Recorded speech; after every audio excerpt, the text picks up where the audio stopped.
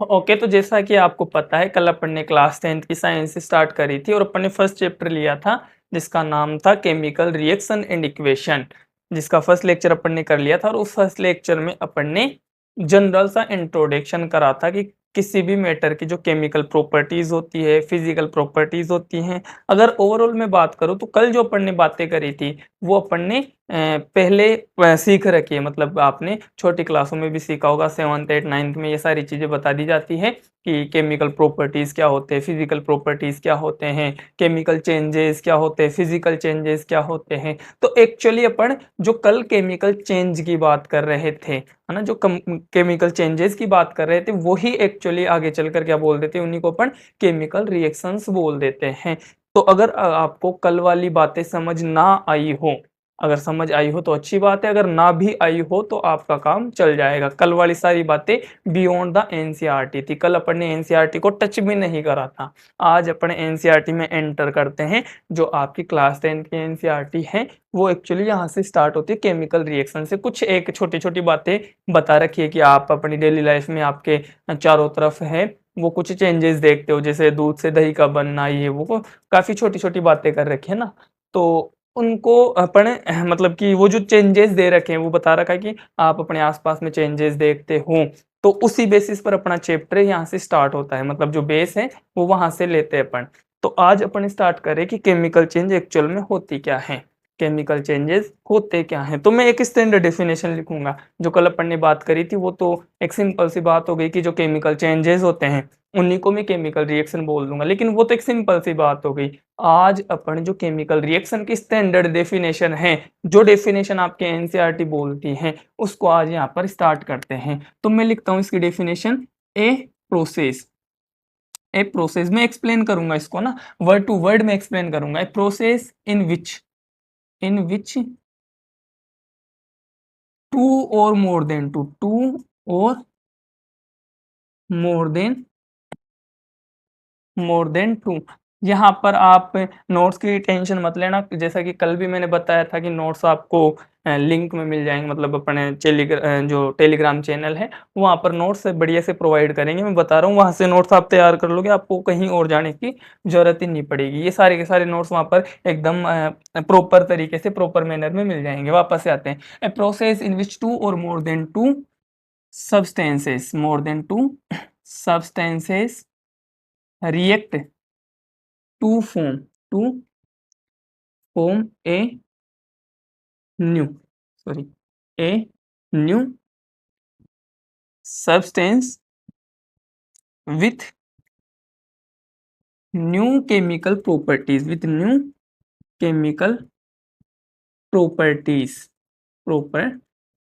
Identities भी बोल सकते हैं, और आइडेंटिटीज है ना, और आइडेंटिटी मतलब क्या है इस चीज का, अभी मतलब समझते हैं, डिकोड करते हैं। इस पूरी डेफिनेशन को डिकोड कर लेंगे अपन।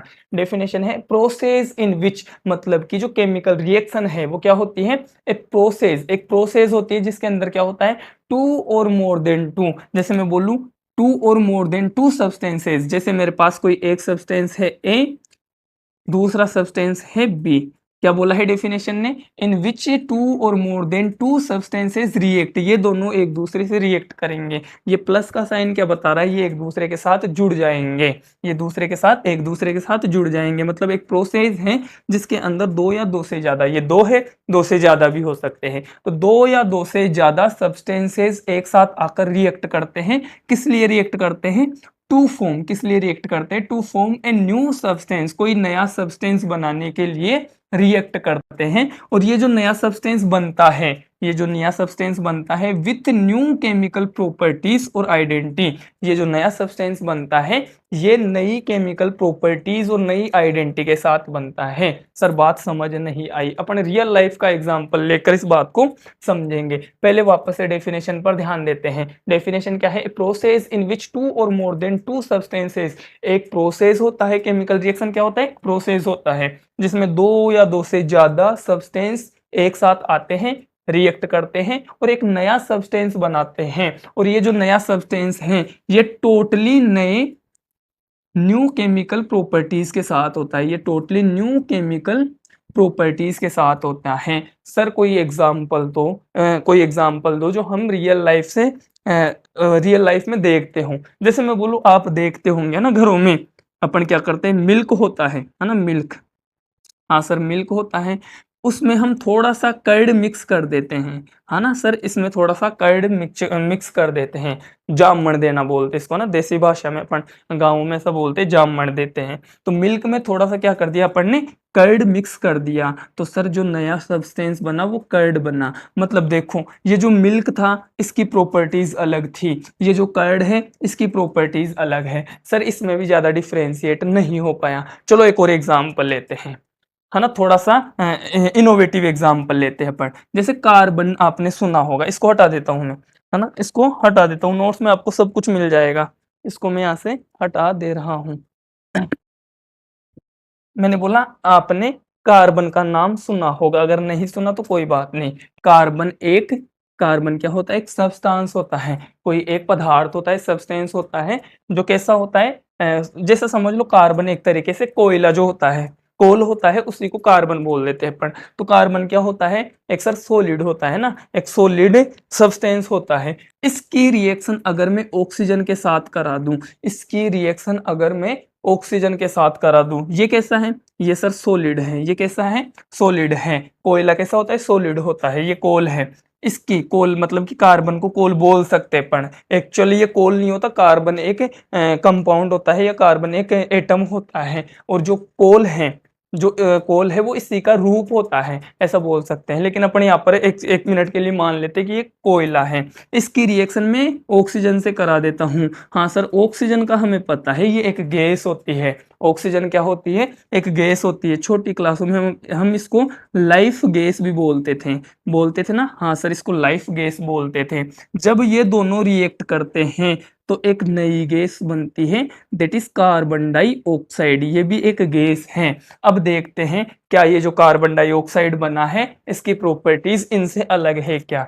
मैंने बोला जो डेफिनेशन है वो क्या है, एक प्रोसेस होती है जिसमें दो या दो से ज्यादा सब्सटेंस, यहाँ पर दो सब्सटेंस है, कार्बन है, ऑक्सीजन है, ये रिएक्ट कर कर कोई नया सब्सटेंस बना रहे हैं। और ये जो नया सब्सटेंस है इसकी केमिकल प्रॉपर्टीज इनसे डिफर होगी। हाँ सर, ये तो लाइफ गैस है, और ये तो वो गैस है जो अपने लिए पॉइजनस होती है। पॉइजनस का मतलब, हम जब अब बात करते हैं रेस्पिरेशन की, है ना, ब्रीथिंग की जब बात करते हैं तो अपन क्या बोलते हैं, जब हम इनहेल करते हैं, आगे पढ़ेंगे अपन 5th चैप्टर में बढ़िया से पढ़ेंगे इन सारी बातों को। तो जब हम इनहेल करते हैं तो हम ऑक्सीजन को यूटिलाइज करते हैं, या फिर रेस्पिरेशन में यूटिलाइज करते हैं। वो छोटी बातें होती है कि ब्रीथिंग में हम ऑक्सीजन को इनहेल करते हैं, कार्बन डाइऑक्साइड को एक्सेल करते हैं। ये सारे डाउट्स आपको 5th चैप्टर में आपको क्लियर हो जाएंगे। फिलहाल अपन जो छोटी बातें हैं छोटी क्लासों में पढ़े थे उसी तरीके से पढ़ लेते हैं। मैंने बोला ऑक्सीजन को हम इनहेल करते हैं, मतलब ये लाइफ गैस है, इसको हम यूटिलाइज करते हैं अपनी लाइफ प्रोसेसेस में। कार्बन डाइऑक्साइड को हम एक्सिल करते हैं, जब ब्रीथ आउट करते हैं तो एक्सिल हम कौन सी गैस करते हैं, कार्बन डाइऑक्साइड करते हैं, मतलब ये पॉइजनस होती है। हाँ सर, ये तो हमारे लिए लाइफ गैस है और ये पॉइजनस है, मतलब इसकी प्रॉपर्टीज अलग हैं, इसकी प्रॉपर्टीज अलग हैं। देखो जो लाइफ गैस थी वो कार्बन से रिएक्ट करके, ये कार्बन सॉलिड था, इसका भी क्या हो गया, यहाँ पर चेंज हो गया, इसका भी जो केमिकल प्रॉपर्टी है यहाँ पर जाकर चेंज हो गई। मतलब क्या है, जब भी केमिकल रिएक्शन होंगे, जब भी केमिकल रिएक्शन होंगे तब क्या होंगे, जब भी केमिकल रिएक्शन होंगे तो जो कंपाउंड बनेगा या जो सब्सटेंस बनेगा वो नई केमिकल प्रॉपर्टीज के साथ बनेगा। आई होप ये बात आपको समझ आई होगी। अब इसके बाद आपको डेफिनेशन समझ आई केमिकल रिएक्शन क्या होते हैं। इसके बाद एक छोटा सा टॉपिक और चलता है आपके केमिकल इक्वेशन का, है ना, केमिकल इक्वेशन का। तो पहली बात तो हम समझते हैं, जैसे हम हर एक चीज को समझने की कोशिश करते हैं कि इसकी जरूरत ही क्या पड़ी थी, है ना,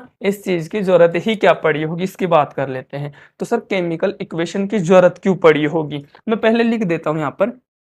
नेक्स्ट टॉपिक क्या है अपना, केमिकल केमिकल इक्वेशन। सर ये केमिकल इक्वेशन, ये शॉर्ट फॉर्म लिखा है मैंने इक्वेशन का, रिएक्शन को ऐसे लिखते हैं शॉर्ट में, इक्वेशन को ऐसे लिखते हैं, आपको समझ आ जाएगा, आपको पूरा लिखना है। लेकिन अब बात करते हैं सर केमिकल इक्वेशन, पहले बात तो होता क्या है और होता है तो इसकी जरूरत क्यों पड़ी।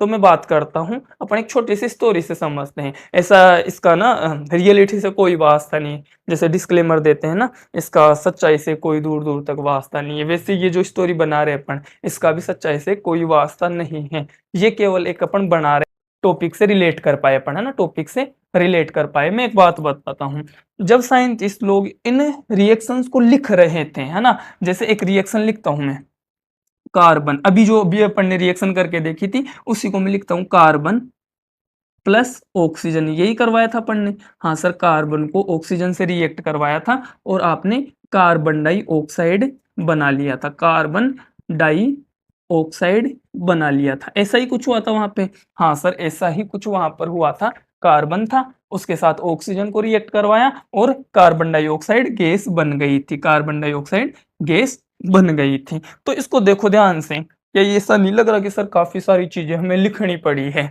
ना। और आपको पता है इंसान जो होते हैं वो शुरू से ही है ना आलसी होते हैं, हम भी सर आलसी है। जैसे देखो मैंने भी रिएक्शन को REXN लिख दिया, वरना मैं पूरा भी लिख सकता था ना, REACTION, इक्वेशन को EQ के ऊपर छोटा सा एन लगा दिया। मतलब जो इंसान होता है उसकी फितरत होती है, उसमें आलस होते हैं, है ना, आलसी जिसको बोलते हैं अपन।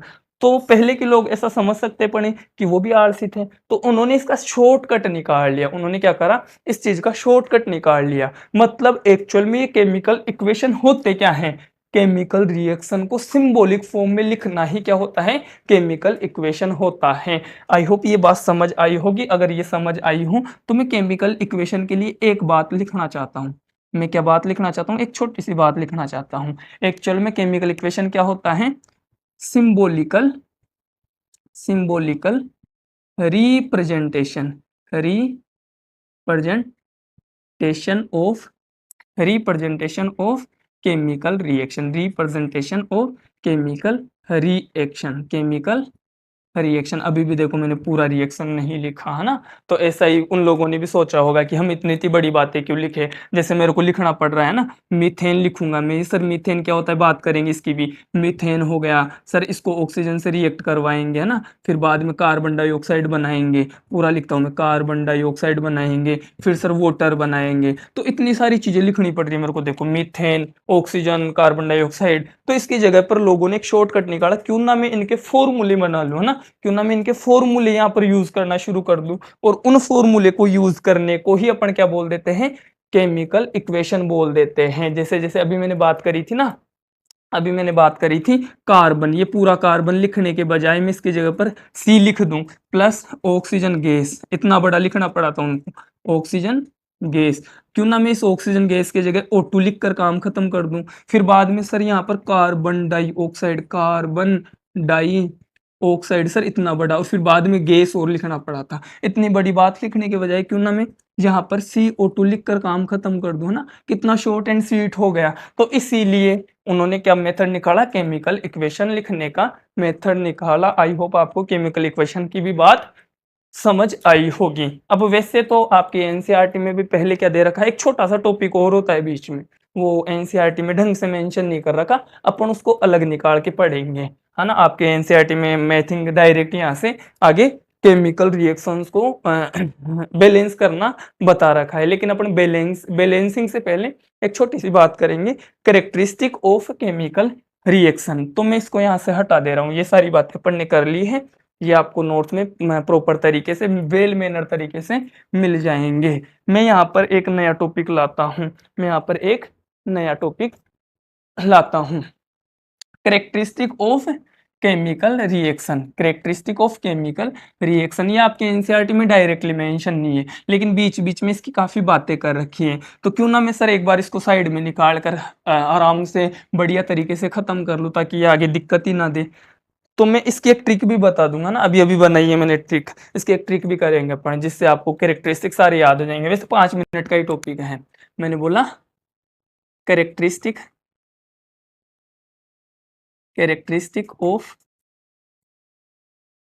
केमिकल रिएक्शन, किसी भी केमिकल रिएक्शन के क्या क्या कैरेक्टरिस्टिक हो सकते हैं। बात समझ नहीं आई सर, टॉपिक का नाम हमें समझ नहीं आया। मतलब क्या है, जब केमिकल रिएक्शन होती है तो क्या क्या चीजें वहां पर हो सकती है, मतलब कौन कौन सी घटनाएं, कौन कौन से फिनोमिना वहां पर हो सकते हैं, है ना, कौन कौन से फिनोमिना वहां पर हो सकते हैं, उन्हीं को मैं क्या बोल देता हूँ, characteristic of chemical reaction. Hindi में बोलते हैं रासायनिक अभिक्रियाओं के गुणधर्म। मतलब जब रासायनिक अभिक्रिया होगी, जब केमिकल रिएक्शन होगी, तब क्या क्या चीज पॉसिबल है, क्या क्या चीजें हो सकती हैं। तो मैं एक पहले यहाँ पर पहले ही एक ट्रिक लिख देता हूँ ना, पहले ही एक ट्रिक लिख देता हूँ, अभी नई नई आई है मार्केट में। चैट जीपीटी का नाम सबने सुना होगा, हाँ सर, चैट जीपीटी एक नया एआई टूल है, चैट जीपीटी। ये अच्छा, इधर लिखते हैं इसको ना, चैट जीपीटी, इधर लिखता हूँ, चैट जीपीटी। जब भी सर ट्रिक लिखते हैं हम, तो जो जो कैपिटल अल्फाबेट्स होते हैं उन्हीं के मीनिंग्स निकाल के चलते हैं। मतलब ये मीनिंगलेस बातें हैं, ये जो ये सॉरी HAT है, इसका कोई मीनिंग नहीं निकलेगा। इससे मीनिंग निकालता हूँ मैं, C for colour, C for colour. अभी समझाता हूँ इनके मतलब क्या है, फिलहाल लिख लेते हैं, C for colour, G for gas evolve, gas evolve, gas evolve, सारे पॉइंट समझेंगे। P फॉर प्रेसिपिटेट, सर ये क्या होता है प्रेसिपिटेट, अभी समझते हैं प्रेसिपिटेट। और T for temperature, T for temperature. अच्छा, क्या टेम्परेचर जो टेम्परेचर होता है वो हीट जैसा ही होता है क्या? हीट मतलब हीट क्या होता है, टेम्परेचर होता है। तो क्या मैं इस टेम्परेचर को हीट भी बोल सकता हूँ? हाँ सर, बोल सकते हो। टेम्परेचर का मतलब क्या होता है, हीट ही तो होता है। हीट क्या होती है, हीट एक टेम्परेचर होती है, हीट क्या होती है, टेम्परेचर होती है। तो हीट और टेम्परेचर दोनों एक ही बात है। चलो अब एक एक चीज की बात कर लेते हैं। मतलब जब भी इस ट्रिक को याद रखना, चैट जीपीटी है ना, चैट जीपीटी, चैट में C for colour, C for colour, colour change भी लिख दो यहाँ पे, कलर चेंज, कलर चेंज। ये HAT का मतलब कोई है नहीं, क्योंकि मैंने तभी इनको स्मॉल अल्फाबेट में लिखा है। सर जी, जी का मतलब गैस इवोल्व होंगे, पी का मतलब प्रेसिपिटेट बनेगा, प्रेसिपिटेट फॉर्मेशन, प्रेसिपिटेट फॉर्मेशन, और टी फॉर टेम्परेचर यानी कि हीट। अब बात करता हूँ एक एक चीज की, ये बात करता हूँ एक एक चीज की, आप लिख लेना जहाँ पे हेडर होता है आपकी बुक का, ताकि याद रहे। जो नोटबुक नोट्स बनाते हैं वहाँ पे हेडर पर लिख लेना चैट जीपीटी, और फिर इसमें मीनिंग्स लिख लेना। अब बात करते हैं वन बाय वन कैरेक्टरिस्टिक की, इन सारे कैरेक्टरिस्टिक की भी अपन बात कर लेते हैं। मैं इधर और लिख दूंगा, कॉर्नर में लास्ट में और लिख दूंगा इस बात को। मैंने बोला कैरेक्टरिस्टिक ऑफ केमिकल रिएक्शन का मतलब यहाँ पर है किसी भी केमिकल रिएक्शन, जब भी केमिकल रिएक्शन होती है तो क्या क्या चीजें हो सकती है, कौन कौन सी चीजें पॉसिबल हैं। नंबर एक मैंने लिखा कलर, नंबर एक मैंने क्या लिखा, कलर चेंज, कलर चेंज। मतलब जब भी केमिकल रिएक्शन होगी तब कलर चेंज हो सकता है, नॉट ऑलवेज। मैंने ऐसा नहीं बोला कि ऑलवेज कलर चेंज ही होगा, कैन भी, है ना, जितने भी कैरेक्टरिस्टिक होते हैं वो हो सकते हैं। तो केमिकल रिएक्शन में, इन केमिकल रिएक्शन में एक ही बात लिख देता हूं, इन chemical reaction colour, colour can be, colour can be change. मतलब कलर क्या हो सकता है, चेंज हो सकता है। सर कोई इसका एग्जाम्पल? हाँ एग्जाम्पल है। अच्छा, आपने छोटी क्लास में पढ़ा होगा, रस्ट ऑफ सॉरी रस्टिंग होती है, रस्टिंग ऑफ आयरन, है ना। 7th क्लास में एक टॉपिक भी था रस्टिंग ऑफ आयरन का। मतलब जो लोहा होता है उस पे जो जंग लगने की प्रोसेस होती है, रस्ट का मतलब क्या होता है, जंग लगना। तो जो रस्टिंग ऑफ आयरन होता है वो एक्चुअल में क्या होती है, केमिकल चेंज होता है या केमिकल रिएक्शन होती है। तो आपने देखा होगा जब रस्टिंग होती है तो उसका कलर चेंज हो जाता है ना, ब्राउनिश कलर आ जाता है, रेडिश ब्राउन कलर आ जाता है। हाँ मतलब क्या होता है, जो केमिकल चेंज होती है उसमें केमिकल चेंज होता है, उसमें कलर चेंज हो सकता है, केमिकल रिएक्शन बोल सकते हैं अपन। तो केमिकल रिएक्शन में कलर कैन बी चेंज, मतलब कलर चेंज हो सकता है। एग्जाम्पल आप लिखना चाहो तो लिख सकते हो, वैसे ये काफी बियॉन्ड द एनसीईआरटी जा चुके हैं अपन ऑलरेडी। तो रस्टिंग है ना, रस्टिंग, रस्टिंग में क्या हो जाता है, कलर चेंज हो जाता है। अच्छा, दूसरा अपन ने बात करी थी gas evolve, gas evolve, evolve का मतलब होता है बनना, इवोल्व, इवोल्व का मतलब रिलीज होना, बनना। तो गैस भी इवोल्व हो सकती है, gas can be evolve, gas can be evolve, gas can be evolve. अभी अभी देखा था carbon plus, carbon plus oxygen मिलकर गैस ही बना रहे थे, कार्बन डाइऑक्साइड क्या थी, गैस ही बन रही थी। और भी काफी सारे एग्जाम्पल्स है, वो भी देखेंगे अपन, है ना, आगे चलकर देख लेंगे जब रिएक्शंस करेंगे। तो गैस भी बन सकती है। दो बातें हो गई, एक कलर चेंज हो सकता है, जब भी केमिकल रिएक्शन होगी तो कलर चेंज हो सकता है। दूसरा, केमिकल रिएक्शन में जो गैस है वो भी बन सकती है, गैस इवोल्व हो सकती है ना, गैस क्या हो सकती है, गैस कैन बी इवोल्व। तीसरी टॉपिक क्या है, तीसरी बात क्या हो सकती है, प्रेसिपिटेट फॉर्मेशन। Precipitate formation. अब पहले इस प्रेसिपिटेट को समझते हैं, शायद हिंदी में इसको विक्षेप बोलते हैं ना, प्रेसिपिटेट को हिंदी में विक्षेप बोलते हैं, देख लेना एनसीईआरटी में अगर हिंदी मीडियम है तो आपका। प्रेसिपिटेट का मतलब क्या होता है, जब सॉल्यूशन बनता है ना, जब भी कोई सॉल्यूशन बनता है तो जो इनसॉल्युबल पार्ट होता है, मतलब सॉल्यूशन में जो सोल्व नहीं हुआ, जो डिसोल्व नहीं हुआ, उस पार्ट को मैं क्या बोल देता हूं, उस पार्ट को मैं प्रेसिपिटेट बोल देता हूं। इसको स्टार मार्क कर लो, आपको याद होना चाहिए। प्रेसिपिटेट क्या होता है, insoluble part, insoluble part, part of, insoluble part of solution. Solution का जो इनसॉल्युबल पार्ट होता है उसको मैं क्या बोलता हूँ, प्रेसिपिटेट बोलता हूँ। अच्छा, केमिकल रिएक्शन में जब भी प्रेसिपिटेट बनता है तो ऐसे एरो बनाकर अपन ऐसे नीचे का साइन बनाते हैं। आगे बात कर लेंगे सिंबल्स की भी, कि सिंबल्स का मतलब क्या होता है। इस सिंबल का मतलब होता है प्रेसिपिटेट का फॉर्मेशन हुआ है। जब भी आपको कहीं पर केमिकल रिएक्शन में ऐसा एरो दिखाई दे, है ना, नीचे एरो दिखाई दे, इसका मतलब क्या है, इस केमिकल रिएक्शन में प्रेसिपिटेट बना है। अच्छा, यहाँ पर गैस इवोल्व में भी बता देता हूँ, जब भी गैस इवोल्व होगी तो ऐसा एरो दिखाई देगा आपको ऊपर, मतलब क्या है, गैस बनेगी तो वो हवा में उड़ जाएगी ना, ऊपर का मतलब हवा में चली जाएगी। प्रेसिपिटेट क्या होगा, जब भी कोई चीज इनसॉल्युबल होती है, जैसे मैं बोलूं एक ग्लास में मिट्टी को डिसोल्व करने की कोशिश करो, वो डिसोल्व नहीं होगी, मतलब जो मिट्टी है, सैंड है, वो क्या है, इनसॉल्युबल है, तो वो कहां पे जाके बैठ जाएगी, बॉटम में जाके बैठ जाएगी। तो ये साइन बता रहा है कि प्रेसिपिटेट बॉटम में जाता है। ये साइन क्या बता रहा है, जो प्रेसिपिटेट है, जो इनसॉल्युबल पार्ट है सॉल्यूशन का, वो नीचे बॉटम में चला जाएगा। और गैस हमें पता है, जब भी गैस रिलीज होती है तो वो एयर में फैल जाती है ना, वो रिलीज होकर वापस से ऊपर जाती है। तो गैस ऊपर के साइन है, प्रेसिपिटेट नीचे का साइन है। तीन कैरेक्टरिस्टिक हो गए। फोर्थ कैरेक्टरिस्टिक की बात कर लेते हैं सर, टेम्परेचर, है ना, टेम्परेचर था, मैंने बोला टेम्परेचर को हीट भी मैंने बोला, ये काफी इंपॉर्टेंट बेटा, ये भी काफी इंपॉर्टेंट है। इसका मतलब क्या है, on the basis of this upon chemical reaction को क्लासिफाई कर सकते हैं टू टाइप्स में। सर कैसे करते हैं मैं बताता हूं अभी। हीट का मतलब, हीट का मतलब है या तो मैं हीट दूंगा, है ना, दोनों के एग्जाम्पल भी दूंगा मैं भी। इसको ऊपर से हटा दूं मैं, शायद आपको नीचे दिखेगा नहीं। चलो यहाँ पे तो कर लेते अपन, दो टाइप्स तो कर लेते, फिर ऊपर लिख लेंगे इसको। मैंने बोला या तो मैं हीट केमिकल रिएक्शन में दे रहा हूं, या तो हीट दी गई हो, गिव हीट, है ना, हीट दी गई है, गिवन हीट या गिव हीट लिख सकते हैं। टेम्परेचर बढ़ाया गया हो, ओवरऑल मैंने क्या बोला कि टेम्परेचर बढ़ाया गया हो या टेम्परेचर दिया गया हो, या फिर रिलीज हीट, या फिर रिलीज हीट या रिलीज टेम्परेचर बोल सकता हूं मैं। या तो हीट रिलीज होगी या हीट दी जाएगी। सर बात समझ नहीं आई, अभी समझाता हूं मैं आपको, अभी समझाता हूं। जैसे मैंने बोला इस बेसिस पर, है ना, हीट को दिए जाने के बेसिस पर या हीट के रिलीज होने के बेसिस पर मैं जो केमिकल रिएक्शन है इसको दो क्लास में या दो टाइप में क्लासिफाई कर लेता हूं। पहले क्लासिफाई कर लेते हैं, फिर समझते हैं इनके मतलब। अगर हीट दी गई है, अगर हीट दी गई है तो एंडोथर्मिक रिएक्शन होगी वो।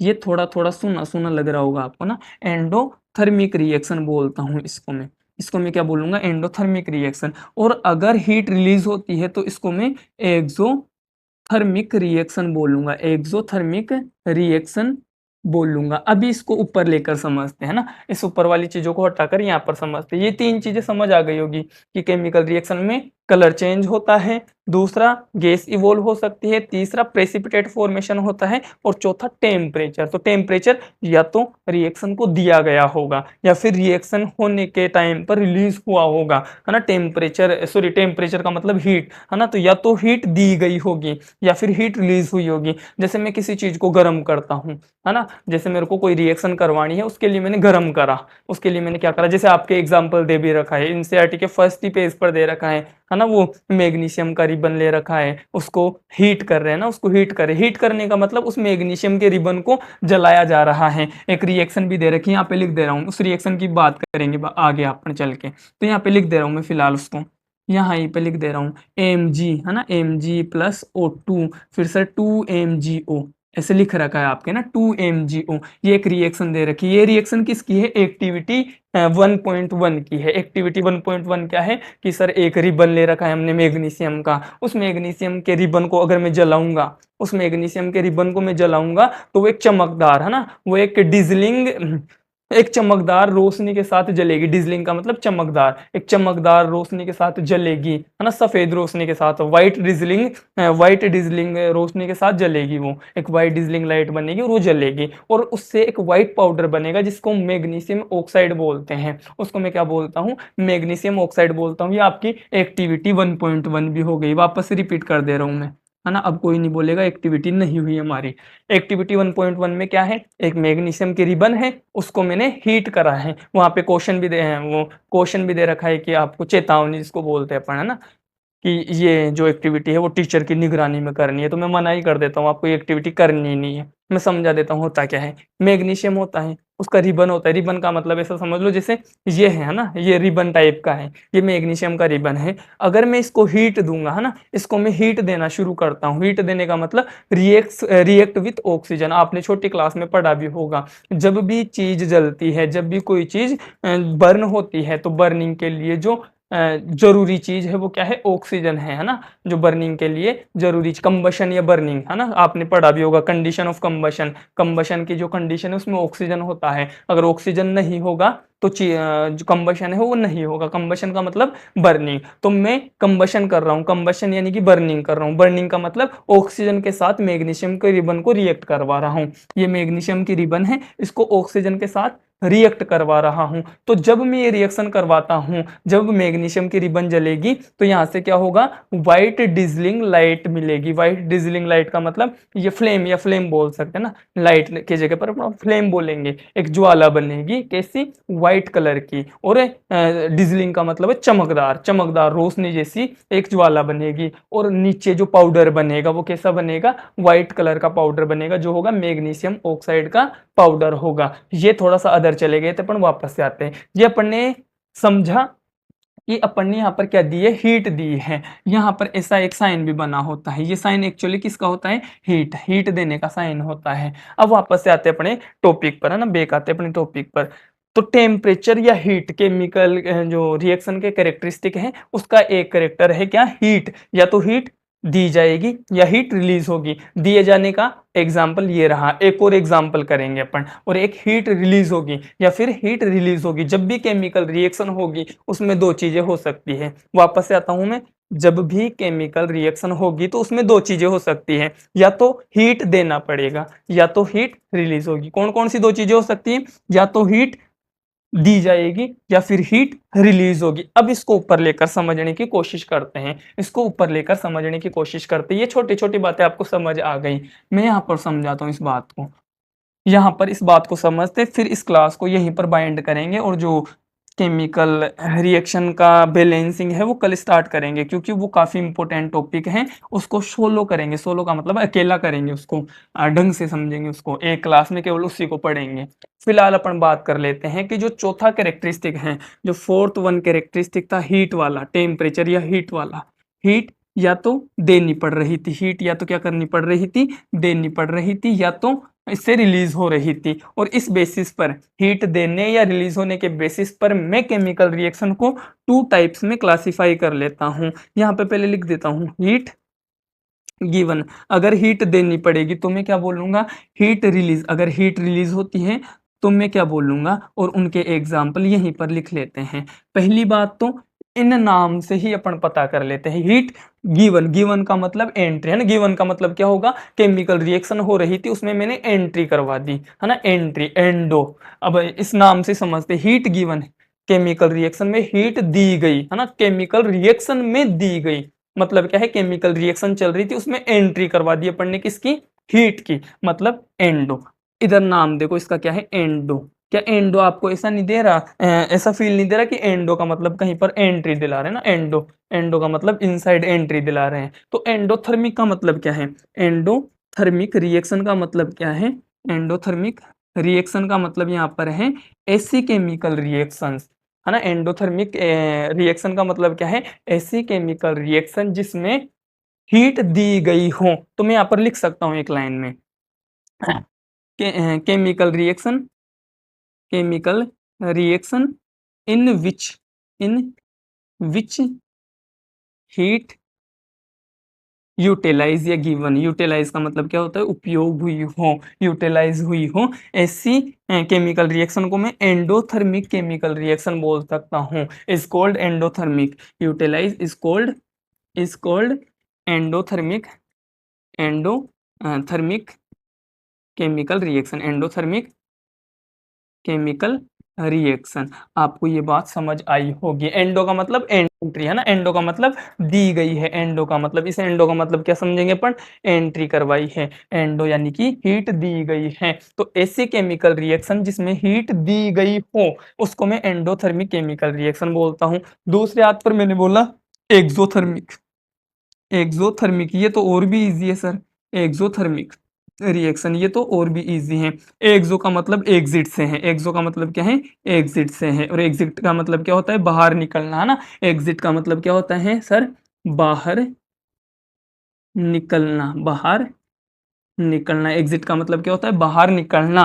मतलब कि ऐसी केमिकल रिएक्शन, है ना, केमिकल रिएक्शन यहाँ पे लिख दे रहा हूं मैं, chemical reaction, reaction in which heat release, heat release. मतलब कि ऐसी केमिकल रिएक्शन जिसमें हीट रिलीज होती हो, उस केमिकल रिएक्शन को मैं एक्सोथर्मिक केमिकल रिएक्शन बोल सकता हूं। आई होप आपको यहां तक बात समझ आई होगी। इनके एक एक एग्जाम्पल मैं करवा देता हूं। इसको यहां से हटा देता हूं ताकि नीचे ना लिखना पड़े, नीचे की चीज आपको दिखाई नहीं पड़ेगी। तो इनको यहां से हटा देता हूं, ये आपको मिल जाएंगे नोट्स में, वापस से देख लो।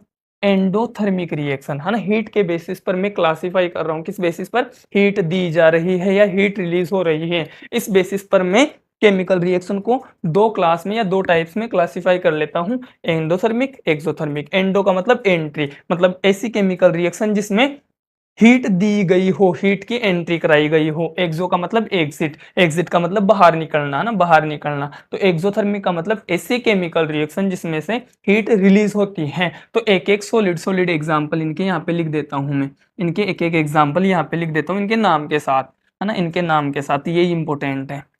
यहाँ पे मैंने लिखा endothermic reaction, endothermic, endothermic, endothermic reaction. इधर लिख देता हूं मैं एक्सोथर्मिक रिएक्शन। वन वर्ड में लिख देता हूं, हीट यूटिलाइज। यहां पर क्या होगा, हीट यूटिलाइज होगा। यहां पर क्या होगा, हीट रिलीज होगा, हीट रिलीज होगा, हीट रिलीज होगा। एग्जाम्पल, अब इनके एग्जाम्पल में बताता हूँ। आपको थोड़ा बहुत याद हो तो फोटोसिंथेसिस आपने पढ़ी होगी। हाँ सर, छोटी क्लास में अपने फोटोसिंथेसिस पढ़ा था। क्या हो रहा था फोटोसिंथेसिस में, फोटोसिंथेसिस में सर कार्बन डाइऑक्साइड था, वाटर आ रहा था, सनलाइट आ रही थी। तो सनलाइट, सनलाइट को देखो, क्या सनलाइट हीट ही है क्या, है ना सर। थोड़ी देर धूप में जाकर देखो, इस टाइम पे ना काफी ज्यादा धूप हो रही है, थोड़ी देर धूप में खड़े रहोगे तो आपको पता चलेगा। सॉरी, है ना, कैमरा हिल गया। अगर आपको कंफ्यूजन हो रहा है, इज इट स्टेबल।